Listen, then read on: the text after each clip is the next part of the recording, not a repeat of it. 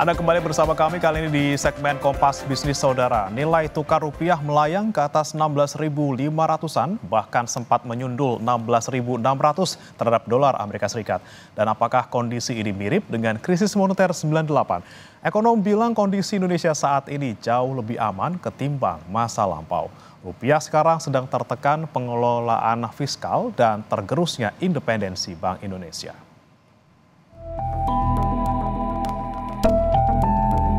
Menyusul pasar saham yang terpuruk pada 18 Maret 2025, sepekan kemudian nilai tukar rupiah ikut kedodoran dan menjadi salah satu mata uang berkinerja terburuk di Asia. Rupiah bahkan bergerak mendekati level 1998 saat Indonesia diterjang krisis moneter. Sebagai perbandingan, rupiah pada tahun 1998, tepatnya 22 Januari, menyentuh rekor terburuk di titik 17.000. Pada 17 Juni, rupiah masih melemah di level 16.900 per dolar Amerika Serikat. Di tahun 2025, era Presiden Prabowo Subianto, rupiah melemah ke titik 16.600-an pada 25 Maret, kemudian menguat tipis ke 16.500-an di 26 Maret. Meski rupiah terpuruk terhadap dolar, pemerintah mengklaim fundamental ekonomi saat ini berbeda dengan masa lampau atau 1998. Rupiah saat ini dalam kondisi jauh lebih aman. Ya, rupiah kan seperti biasa kan berfluktuasi, tetapi tentu kita lihat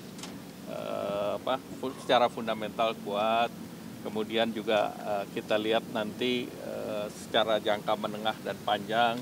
Kita punya ekspor juga bagus, kita punya cadangan devisa juga kuat, neraca perdagangan bagus. Jadi dengan demikian fundamental kita bagus, plus kita kan sudah melaksanakan yang namanya devisa hasil ekspor. Jadi kita tidak tercorner ke depan. Sehingga dengan demikian nanti fundamental daripada devisa hasil ekspor juga akan memperkuat posisi rupiah. Namun ekonom punya pandangan yang kritis membaca pelemahan rupiah kali ini.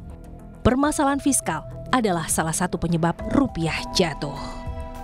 Situasi rupiah yang melemah terhadap dolar dan ini menjadi salah satu yang terburuk yang pernah terjadi pasca reformasi. Salah satunya karena ada permasalahan fiskal. Jadi mulai dari penerimaan pajak yang sedang turun, harga komoditas batu bara, nikel itu sedang turun, berpengaruh terhadap penerimaan negara, utangnya semakin besar, dan terjadi mismatch di sana antara pembayaran utang dalam bentuk rupiah yang nanti harus dikonversi ke dalam dolar, sementara sebagian besar penerimaan yang diterima pemerintah adalah penerimaan dalam bentuk rupiah. Jadi kebutuhan falasnya sedang tinggi sekali, terutama untuk membayar utang jatuh tempo dan bunga yang nilainya cukup besar. Tidak hanya kinerja fiskal, pengelolaan moneter oleh Bank Indonesia, kemudian menurunnya independensi Bank Indonesia turut memperparah kejatuhan rupiah.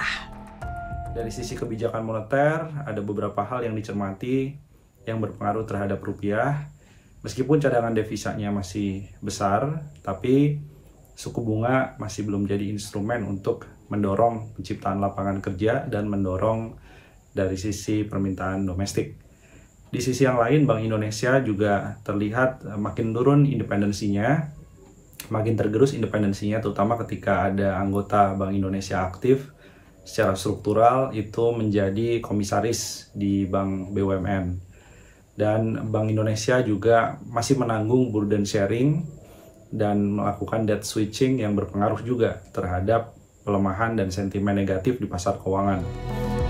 Kabar baiknya, pelemahan rupiah tahun 2025 hanya secara nominal yang mendekati level krisis tahun 1998, tetapi secara value jauh berbeda. Fundamental seperti cadangan devisa saat ini dan keterlibatan UMKM sebagai penyokong kekuatan ekonomi. Kita bisa bandingkan dengan tahun 98, ada beberapa indikator ekonomi yang berbeda. Salah satunya adalah cadangan devisa hari ini lebih baik daripada 98. Kemudian dari sisi dominasi asing di surat berharga negara itu jauh lebih kecil dari tahun 98, yang artinya surat utang lebih didominasi oleh domestik, institusi domestik dan retail perorangan. Dan ini membuat kita tidak terlalu banyak mendapatkan shock apabila ada gejolak eksternal yang berlebihan. Di sisi yang lain juga UMKM bagaimanapun juga masih menjadi tulang punggung dan menguatkan perekonomian. Jadi berbeda dengan tahun 98, sebagian UMKM sekarang sudah masuk dalam digitalisasi, sudah memperkuat dengan lapangan kerja yang cukup banyak. Walau secara indikator ekonomi saat ini, Indonesia jauh lebih kuat ketimbang 98, tetapi pelemahan rupiah adalah hal serius. Masyarakat masih banyak mengandalkan bahan impor seperti tepung dan BBM. Jika rupiah kalah terhadap dolar Amerika Serikat, barang-barang di tangan konsumen pasti lebih mahal. Diah Megasari Anjaya, Tim Liputan Kompas TV, Jakarta.